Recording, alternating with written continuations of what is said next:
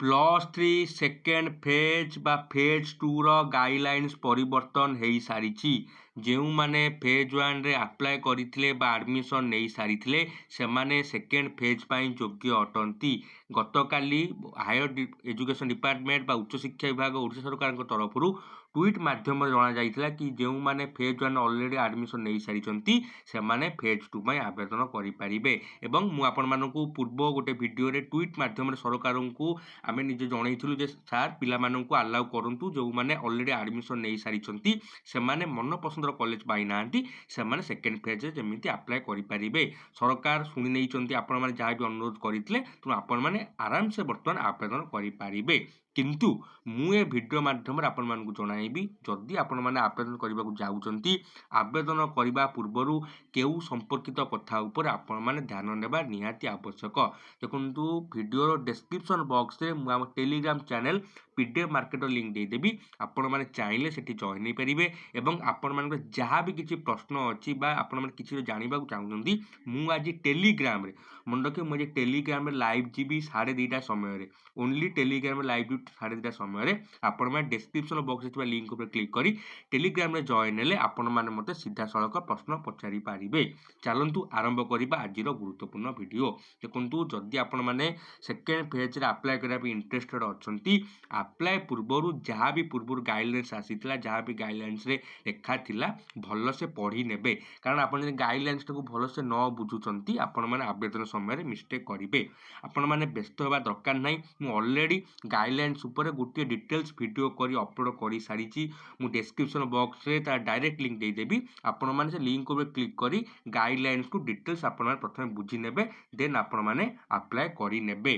बुझी पारिले। एवं आउ गोटे गुरुत्वपूर्ण कथा सपोज आपण फेज 2 रे अप्लाई करूछंती जेपर्यंत आपण मानक फेज 2 रे सिलेक्शन हेई नाही बा आपण मानक इंटीमेशन लेटर आसी नाही फेज 2 रो जदि आपण माने फेज 1 रे एडमिशन नै सारिछंती से कॉलेज रु सीएलसी आनंतु नाही। जेपर्यंत फेज 2 रे आपण माने सिलेक्ट हेई नांती से पर्यंत फेज 1 कॉलेज रु सिलेक्शन सीएलसी आनंतु नाही। कारण जदि आपण सी पूर्वरु सीएलसी नै आस्तु माने आवेदन करबा पूर्वरु बा अप्लाई करिसंती सिलेक्शन आपण मानक फेज 2 रो आसीनी आपण सीएलसी नै आसिले एवं जदि आपण मानक फेज 2 रे न हैला आपण माने चाहिले भी आ पूर्व कॉलेज रे पढ़ी पारिबे नाही। मन रखंतु जेपर्यंत आपण एडमिशन हेई नै बा सिलेक्शन आसी नै से पर्यंत पूर्व कॉलेज रु सीएलसी आनतु नाही। जेपर्यंत आपण सीएलसी आनी नथिबे से पर्यंत आपण पूर्व कॉलेज एडमिशन बा एडमिटेड थिबे थरे सीएलसी आनिले आपण पुनर्बार से कॉलेज को फेरी पारिबे नाही।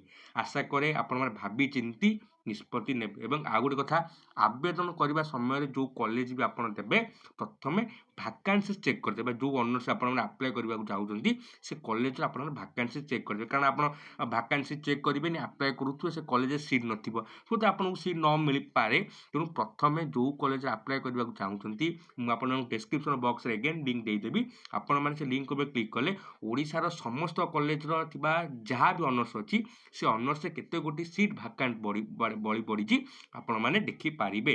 प्रथम जाको देखि कि निजे गोटे लिस्ट बनांतु देन सेही लिस्ट को आपण माने अप्लाई करबा समय रे आवेदन करंतु। एवं बहुत जन पिला मते टेलीग्राम रे मेसेज करूतले जे सर हमकु गोटे एनोनिमस नंबर रु कॉल आस्तु हमकु पैसा दियंतु आमे तुमर सीट वैकेंट अछि एडमिशन करि नबु। देखंतु म आपन बारंबार कहूची फेक सबू आपण ठकामीर शिकार हो पारती।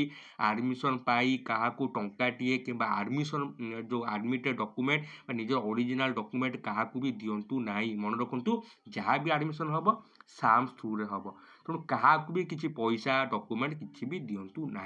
देन आ गोटे कथा आपण मैंने अनेक बार प्रश्न कर सार जदि मुझे सेकेंड फेज रे अप्लाई करुँची सिलेक्शन होउची मु केबेठारु क्लास स्टार्ट करी बा केबेठारु पाठ पढ़ा आरंभ करी।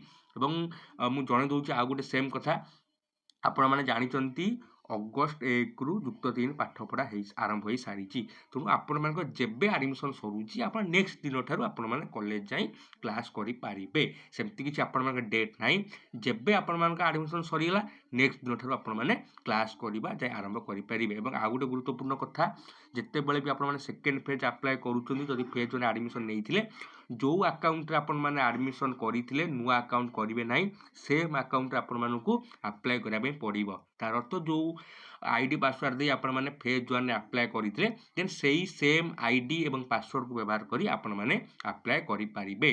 आशा करे मु वीडियो माध्यम रे बहुत किछि गुरुत्वपूर्ण तथ्य आपण मानक सह डिस्कशन करिछि। जदि किछि भी आपण मानक मन एबे भी डाउट अछि मु जे टेलीग्राम रे लाइव जीबी अपराह्न 2:30 पर आपण माने लाइव रे जॉइन नै सीधा सड़क प्रश्न पचारि पारिबे।